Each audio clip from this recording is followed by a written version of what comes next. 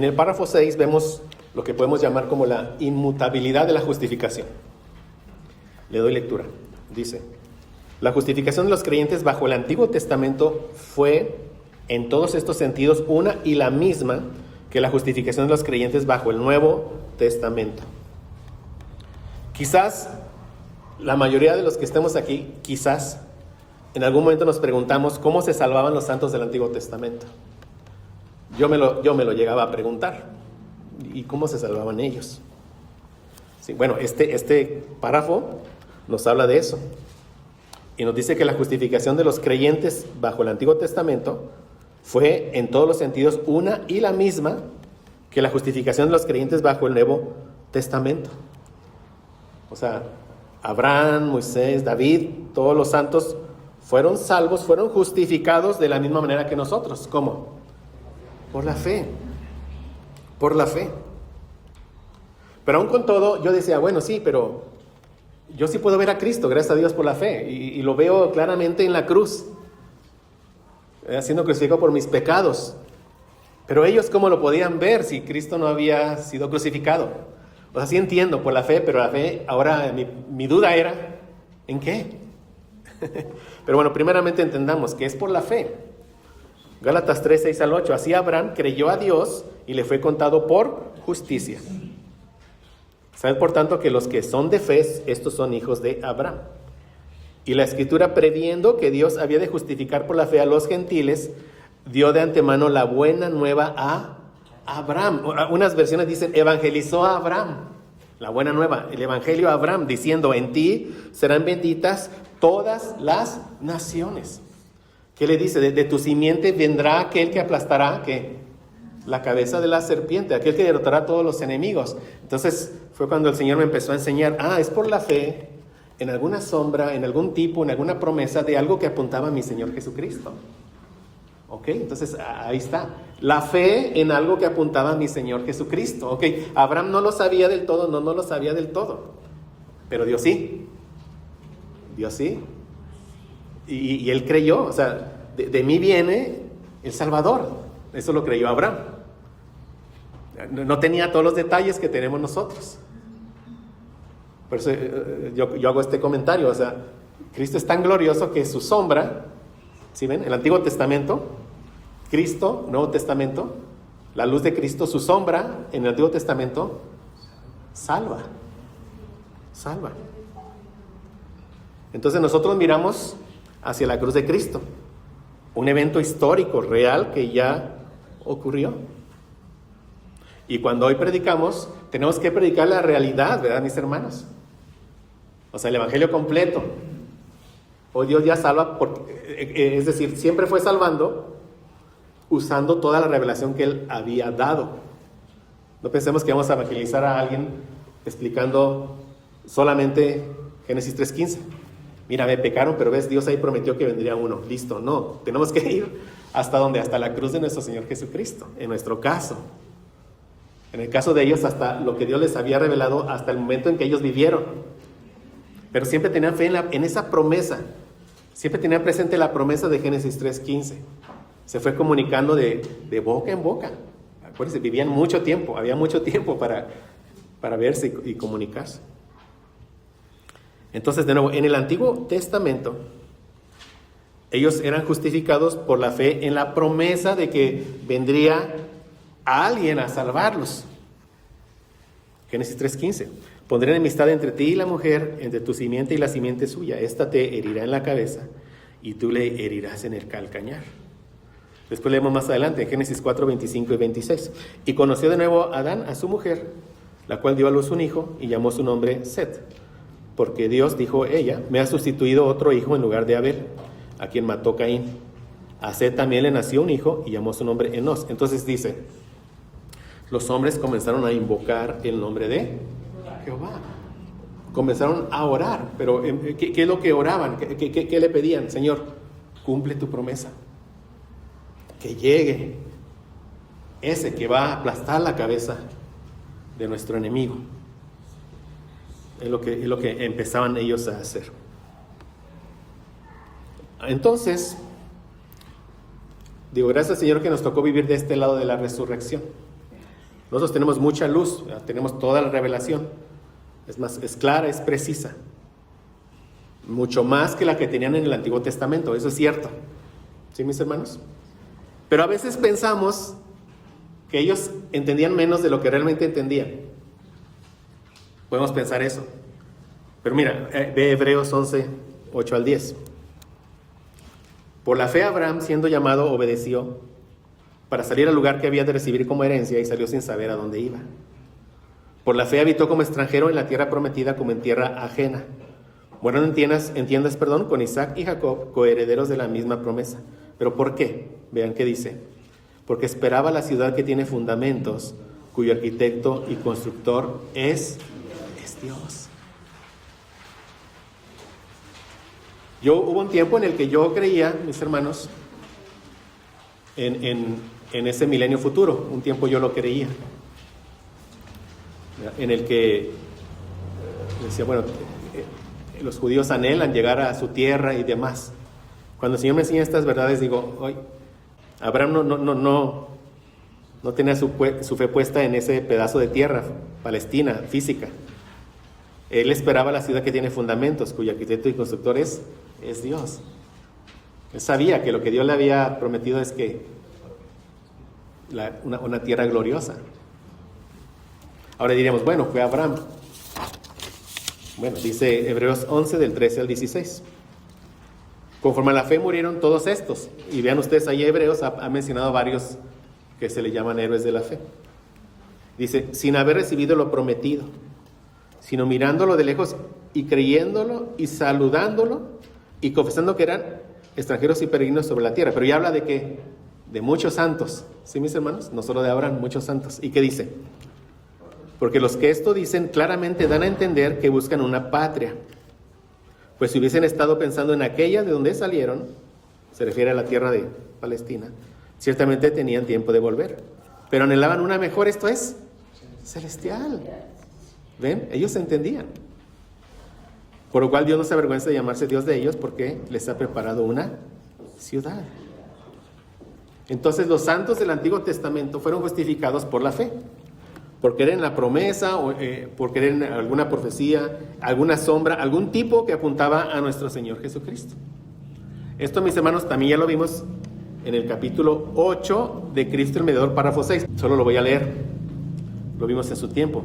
Dice, ahora estoy leyendo el párrafo 6 del capítulo 8 de Cristo el Mediador que ya vimos, pero habla de esto mismo.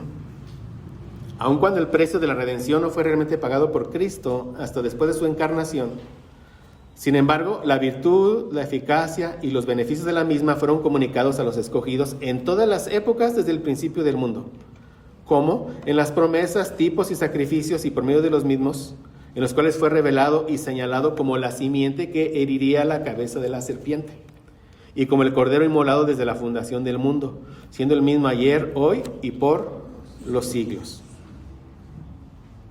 Entonces, este texto lo menciono y en ese video ahí lo vimos con cierto detalle. Abraham, vuestro padre, se gozó de que había de ver mi día, y lo vio y se gozó. ¿Sí? O sea, aquí, muy seguramente hace referencia a Génesis 22, cuando Dios le pide a Abraham que entregue en sacrificio a su hijo, a su único, a Isaac. Pero eso ya está ahí, la explicación. Pero vemos, por eso en las Escrituras, el Antiguo Testamento iba dando información de que vendría ¿quién? El descendiente de la mujer. Es precioso. Por eso dijo Jesús en ese camino a Maús, en Lucas, ¿qué dice?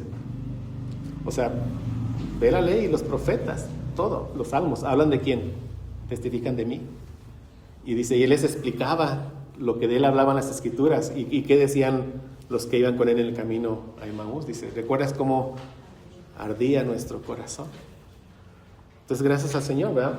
Eso nos da nuevos ojos para leer todo el Antiguo Testamento. Y podemos mencionar, hermanos, pues muchos tipos, ¿verdad? Muchas sombras. Por ahí preguntó en alguna vez Herman sobre la serpiente en el desierto. Yo creo que sí nos da tiempo. Vamos a ver rapidito este tipo. Números 21. Dice aquí Números 21. Obviamente hablando de los israelitas, ¿verdad? Después partieron del monte de Or, camino del Mar Rojo, para rodear la tierra de Edom, y se desanimó el pueblo por el camino. Y habló el pueblo contra Dios y contra Moisés. ¿Por qué nos hiciste subir de Egipto para que muramos en este desierto? Pues no hay pan ni agua.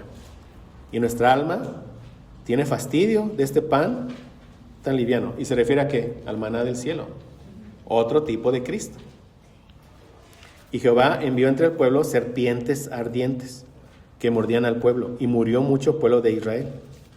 Entonces el pueblo vino a Moisés y dijo: hemos pecado por haber hablado contra Jehová y contra ti. Ruega a Jehová que quite de nosotros estas serpientes. Y Moisés oró por el pueblo. Y Jehová dijo a Moisés: hazte una serpiente ardiente y ponla sobre un asta. Y cualquiera que fuese mordido y mirare a ella, vivirá. Se implica que mirara que con fe, ¿verdad?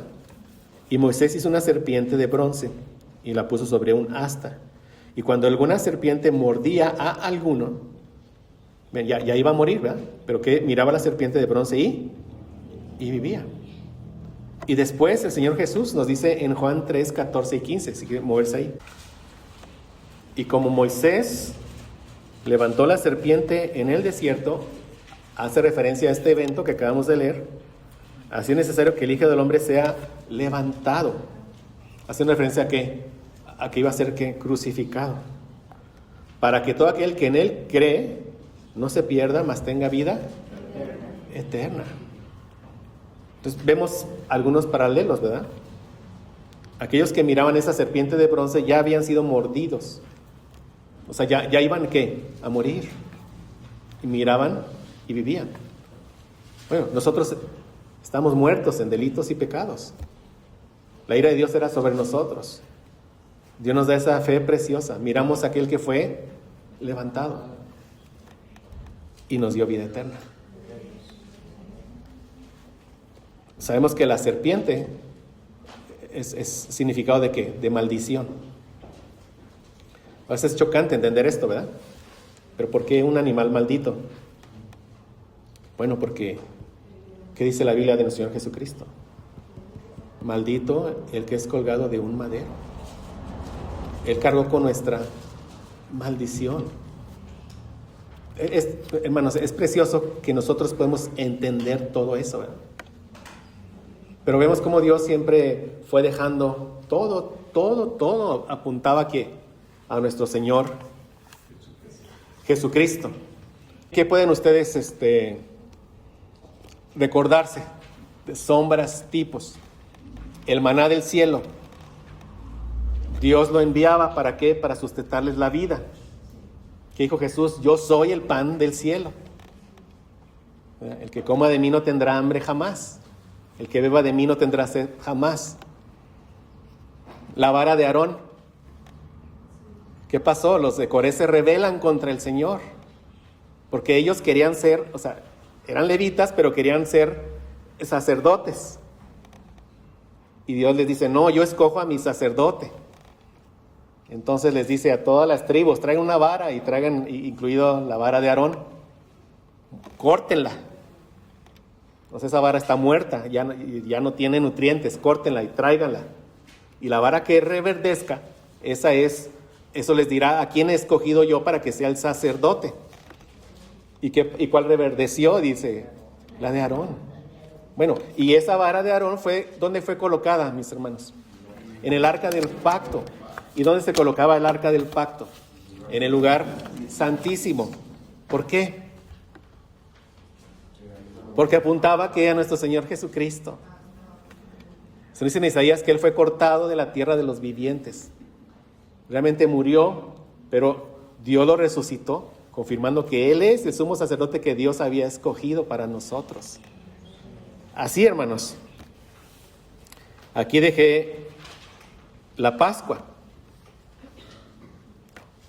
Dice Hebreos 11, 24, 28. Por la fe celebró la Pascua y la aspersión de la sangre, para que el que destruía a los primogénitos no los tocase a ellos, pero ven, por la fe.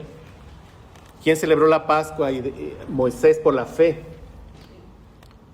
Entonces, en esa Pascua original, sabemos, en esa 10ª plaga, cuando son liberados de la esclavitud de los egipcios, eso marcó el principio de la vida de Israel como nación. Se nos dice, este mes será principio de los meses, será el primero de los meses del año. Éxodo 12:2. Ahí eso inauguró el calendario anual de los israelitas, porque ahí que los rescató de esa opresión que tuvieron bajo los egipcios. Y era una fiesta para ellos, una fiesta solemne. Celebraban que Dios los había rescatado, eso era para ellos. Por otro lado, el Nuevo Testamento nos dice claramente que la muerte del Señor Jesucristo es el cumplimiento de la Pascua. Vean, esto es increíble, no hay tiempo como de demostrarlo, pero cuando Jesús estaba colgado, en ese momento, en ese periodo de tiempo, estaban los corderos pascuales siendo sacrificados. Y eso nos dice el apóstol Pablo, 1 Corintios 5, 7 al 8. Limpiaos pues de la vieja levadura para que seáis nueva masa, sin levadura como sois, porque nuestra Pascua, que es Cristo, ya fue sacrificada por nosotros. Entonces hay fiesta, es lo que dice el apóstol Pablo. Hay fiesta. Dice, así que celebremos la fiesta, no con la vieja levadura, ni con la levadura de malicia y de maldad, sino con panes sin levadura, de sinceridad y de verdad. Cristo nuestra Pascua. Claro, hay muchísimo que hablar de todos los tipos que encontramos aquí que apuntaban a nuestro Señor Jesucristo. Pero entonces, en esa Pascua, Dios se revela como juez. Es el juez Dios, porque en toda familia iba a morir un primogénito. En toda familia. Y entendamos, sean egipcios y siendo israelitas, en toda familia. Porque tanto egipcios como israelitas habían pecado contra el Señor. Era lo justo en toda familia. Entonces Dios es el juez. Pero Dios es el Salvador, el Redentor, porque Él provee una forma en la cual los israelitas, los primogénitos de los israelitas podrían ser salvados. Él les da instrucciones del cordero, sacrifíquenlo en lugar de ¿qué? Del primogénito. Eso se lo da solamente a los israelitas. Ellos, como dice, por la fe obedecieron. Entonces ahí nos va revelando que la justificación será por la fe en la muerte de un sustituto. Entonces, y después cuando ellos los libera, esa libertad más adelante les da la ley. Y ahí se convierten en el pueblo del Señor. Ahí son la nación de Dios, oficialmente hablando, ¿verdad? Cuando les da la ley.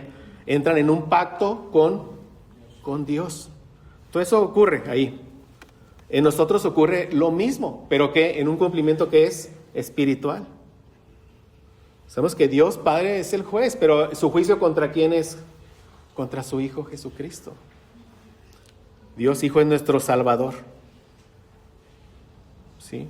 Entonces la salvación sigue siendo igual, por medio de la muerte de un sustituto, por medio de la fe en la muerte de un sustituto.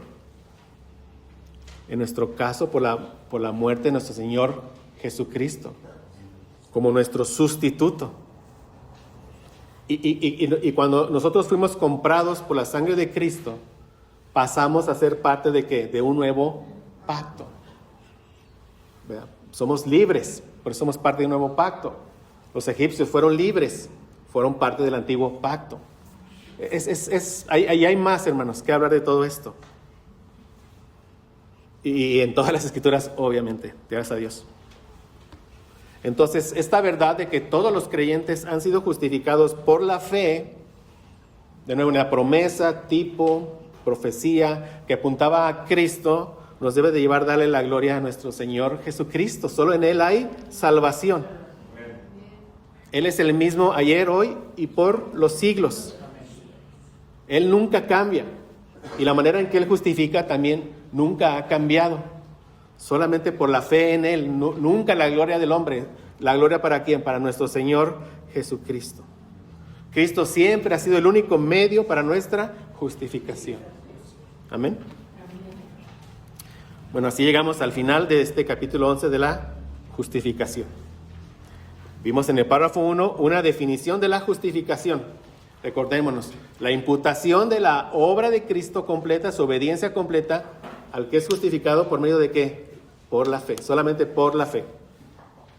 Dos resultados, perdón de pecados y ¿qué? Acceso a la vida eterna. Párrafo 2, vimos el instrumento de la justificación, la sola fe. Y nunca llega sola.